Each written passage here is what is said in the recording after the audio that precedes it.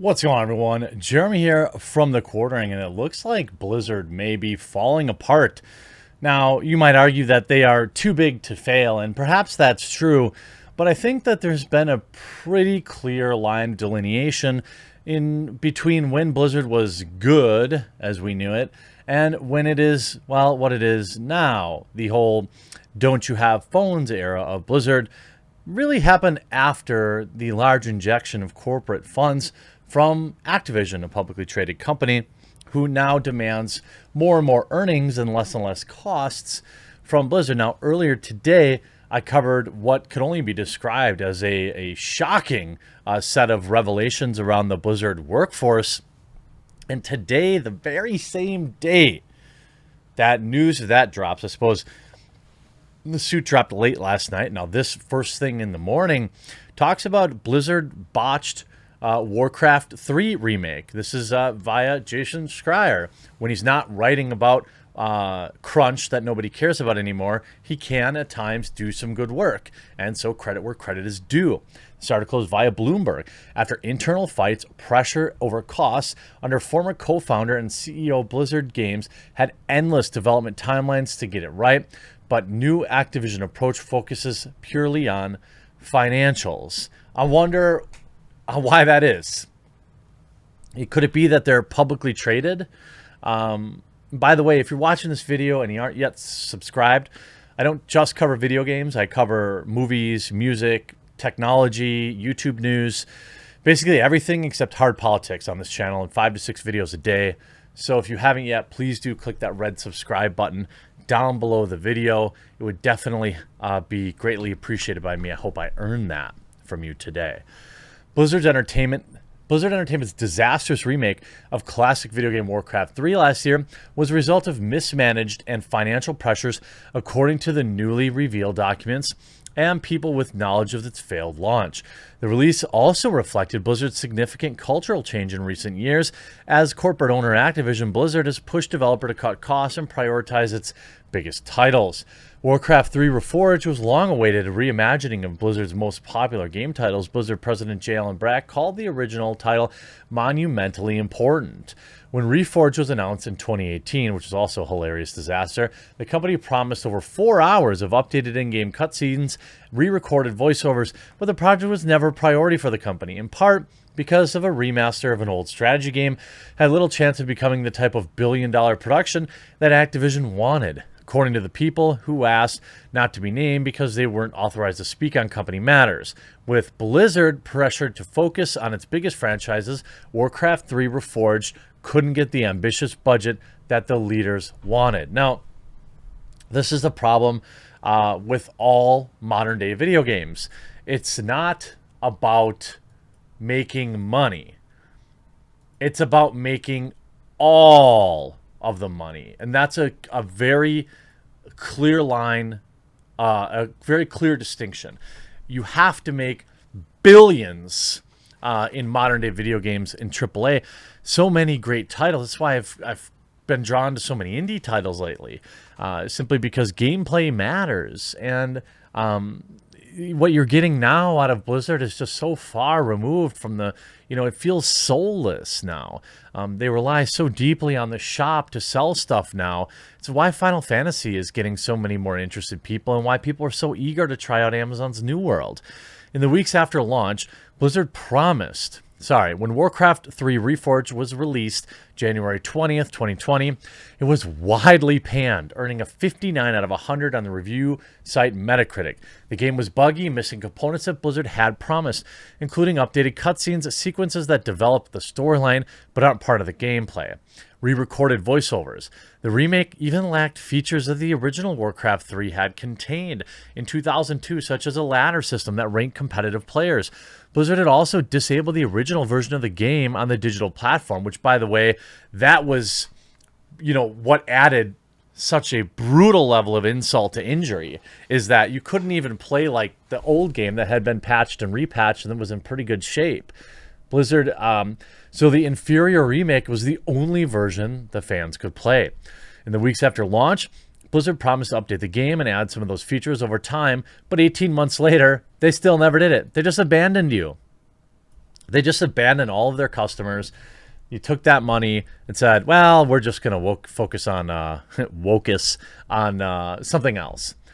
Warcraft 3 Reforged not only felt like a disappointing remaster, but has actually made the online experience of the original game worse for fans who've been playing it continuously for almost 20 years. Said Wes Fenlon, an editor for PC Gamer. 5 years ago, I think Blizzard was one of the few big game companies that could still cast itself as being your friend.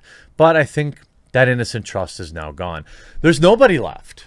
CD Projekt Red was probably the other company that you could have said the same thing about, but I don't trust them anymore, especially after that redonkulous Witcher mobile game, which I'm covering later today. Well, in a statement, an Activision Blizzard spokesperson said the company offered no question asked refund to Warcraft 3 Reforged owners. Blizzard prides itself on releasing games when they're ready, gameplay and quality, blah, blah, blah. The central issue with Warcraft 3 Reforged was early, unclear vision, misaligned about whether the game was a remaster or a remake.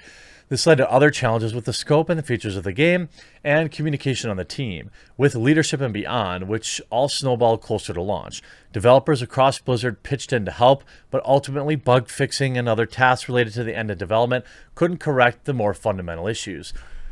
This is a shockingly common issue in the video game industry. Poor leadership, poor project management, poor vision. This is supposed to be something that comes with experience. Some people are born with this crazy amount of vision and and vision and drive, but most people, develop that. Iron sharpens iron. You surround yourself with other people. You learn from your mistakes, but it doesn't seem like anyone does that in the video game industry. Blizzard's success under co-founder and former CEO Mike Morhaime was a product of its high standards for quality and willingness to delay games until they were ready. But Activision, which absorbed Blizzard in 2007 had left largely to operate independently, has been taking a bigger role in Blizzard's operations recently, putting financial pressures on the developer. Small teams.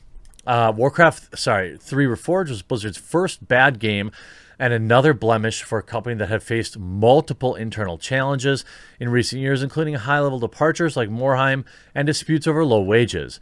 Blizzard also faced widespread criticism and calls for boycott after banning a player who supported Hong Kong's protest movement on a live stream. This week, California Department of Fair Employment and Housing sued Activision Blizzard over claims of harassment and discrimination, accusing the company of facilitating a toxic culture. Small teams like Classic Games, which worked on remakes including Reforged, were all but ignored in favor of potential billion-dollar games like Diablo 4 and Overwatch 2. Blizzard even canceled some of the other projects in favor of proven hits. 8 months after the release of Warcraft 3 Reforged, the Classic Games team was dismantled. Now, you have this situation where, you have a lot of fans and you have this marketing machine that the video game industry has been. It's like a nonstop drip feed of hype that you have to force on your customers because that's the only way you keep people talking. They keep talking about you, they keep talking, and then eventually they buy your crap. I mean, this was one of the biggest drawbacks for Cyberpunk 2077 because they'd essentially built up an impossible standard for many players that they were just never going to live up to. Of course, Blizzard chose to plow ahead with its premature release, giggity, of Warcraft 3 Reforged largely because it had already taken pre-orders from players. According to people familiar with the decision, the company couldn't bump the game too much without potentially being forced to send out refunds and risking that fans wouldn't buy the game again. So, that's the risk you're supposed to take. David Fried, a designer of the original Warcraft 3 who was briefly brought back to work on Reforged, said in an email that there were things in the works for Warcraft 3 Reforged that would have absolutely revitalized the classic game. But behind the scenes, things weren't going well. Members of the team began worrying that they had promised more than they could deliver. Remastering Warcraft 3 was more complicated than their previous remake. StarCraft, thanks to three-dimensional models, the team was small, the production was disorganized, and the amount of work in front of them was daunting. It had taken months to revamp one of Warcraft 3's levels. Now they'd have to do the same for dozens more. Morale plummeted. Rob Bridenbecker, the head of Classic Game Team, was known for aggressive managerial style, for taking frequent trips out of the country during production and tendency to give unrealistic deadlines. Miscommunication became a serious issue across the team, as did arrangements over the scope and art style, according to people familiar with the matter. But, well, good thing they dressed up the female characters, though. The Amazon characters or whatever, so they didn't show too much skin. I mean, that's a good thing, right? We had developers who had dealt with exhaustion, anxiety, depression for more than a year now. The developers later said in a post-mortem, many have lost trust in the team and company. Many players have also lost trust, and the launch certainly didn't help an already rough year for Blizzard's image. Warcraft 3 Reforged began losing features. Management threw out revised scripts, re-recordings the team had done, according to the people familiar with the process, choosing instead to stick with the original dialogue and voice acting. Why? To cut costs. I mean, that's all this was. This was just cost cutting. By the end of 2019, the Classic Games team had brought in help from all across Blizzard to finish Warcraft 3 Reforged, and it still wouldn't be enough. There's usually some sort of celebration, lavish launch party full of drinks and speeches when Blizzard launches a new game. For Warcraft 3 Reforged, however, there was no champagne toasts, just wincing anticipation of how angry players would be when they saw how many features were missing from the game. It's the revelation here, the frustrating part here, is Blizzard freaking knew how bad the game was, and they still released it. The next Classic Games project, Diablo 2 Resurrected, due out in September, is being produced by other teams. The project was transferred to the Diablo 4 team in Albany, New York, which was absorbed into Blizzard earlier this year. People who have seen and played that game are actually optimistic about the chances. Well, yeah, but how many times can you burn your existing customer base and continue to come back and buy? Blizzard vowed to patch and update Warcraft 3 Reforged, but progress has been slow. In lieu of official support, a group of fans had to begin writing their own patches for the game, building a service called Warcraft 3 Champions that aims to add back missing features. This version of the game includes a competitive ladder. We have a level of freedom that Blizzard could never have, said John Graves, a member of the team who made the project his full-time job for the last year. How do they generate? They must have like a Patreon or something? This is sad. A year and a half after launch, Blizzard's Warcraft 3 Reforged remains incomplete, and the company is left facing questions, including whether it will ever be able to recover the brand damage done by the missed expectations. Blizzard has lost some community trust, says Elizabeth Harper, editorial director for the website Blizzard Watch. But they've earned quite a bit of trust over the years. It will take more than one bad game release to destroy it. Yeah, but it's not just one. It's the Hong Kong situation. It's the don't you have cell phones garbage. It's the bending the knee to China with changes in the games. It's obviously the Warcraft issue. It's terrible patch and content releases for World of Warcraft retail. I mean, there's innumerable things over just the past 3 years that have continued to erode trust in this company. Eventually, there's got to be a breaking point, and I think we're starting to see it with the exodus to games like Final Fantasy. I hope you enjoyed this video. We'll talk to you again real soon.